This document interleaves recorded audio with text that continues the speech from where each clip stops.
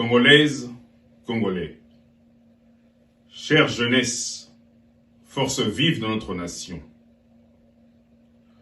Au crépuscule de cette année, alors que le monde célèbre le renouveau, notre regard se tourne vers la République démocratique du Congo. Notre bien commun.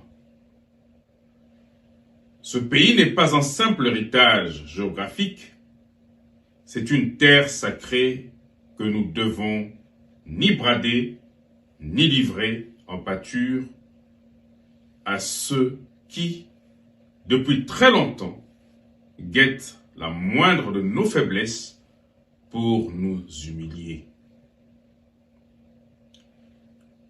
Un constat de vérité. Le pays est en péril. Je le dis avec une profonde gravité. Notre nation est en péril. Si je peux comprendre la frustration de ceux qui, poussés à bout, ont choisi la voie de la rébellion, je ne saurais comprendre le nombre de vies qui se perdent par manque de lucidité.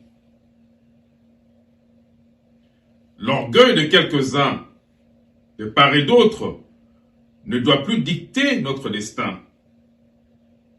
Trop de sang coule parce que certains refusent d'entendre la voix de la raison. Pendant que les familles de certains décideurs jouissent de la paix, à l'abri de besoins, ce sont les pauvres citoyens, nos mères et nos enfants, qui payent le prix fort de l'entêtement. Ceux qui meurent aujourd'hui n'ont rien demandé. Notre dignité ne peut plus être l'otage de l'ego. À notre jeunesse, je dis, soyez les vrais protecteurs de notre pays.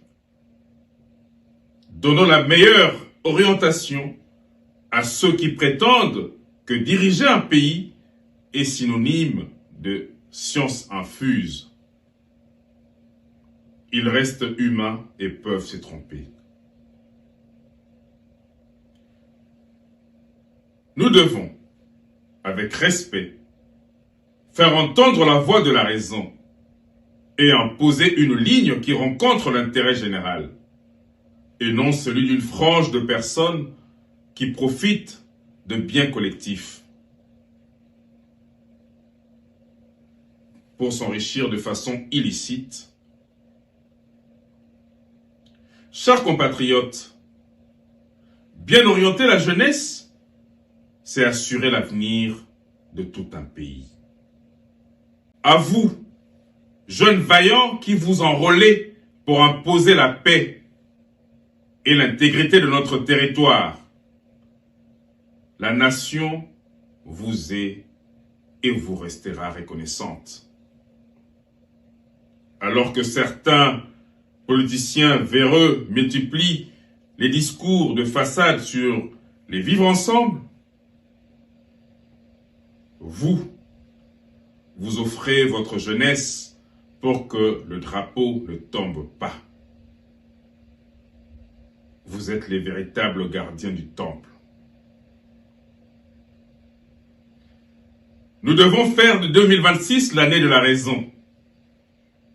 Le temps est venu d'un consensus national sincère pour sauver les meubles. Regardons en arrière pour mieux rebondir. Simon Kimbangu s'est battu dignement pour notre indépendance politique, scientifique et spirituelle. Le maréchal Mobutu a imposé l'intégrité nationale avec le cri d'unité Tatabo Moko et Kolobo Moko.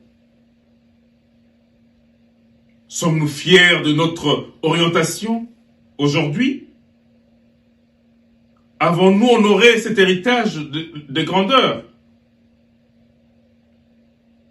Mes chers compatriotes, vibrons ensemble d'énergie positive. Ne laissons pas les ombres du passé obscurcir l'avenir. Redorons l'image de notre mère patrie par le veille de nos consciences. Gardons en mémoire nos martyrs et nos héros. Que vive la jeunesse congolaise! Que vive l'unité du peuple congolais! Que vive l'éveil de conscience patriotique! Que vive le pays de Lumumba, Kasavubu, Moulele et de tous nos vaillants bâtisseurs! À vous tous, une année de réflexion, de paix et de sursaut patriotique. Bonne année à tous.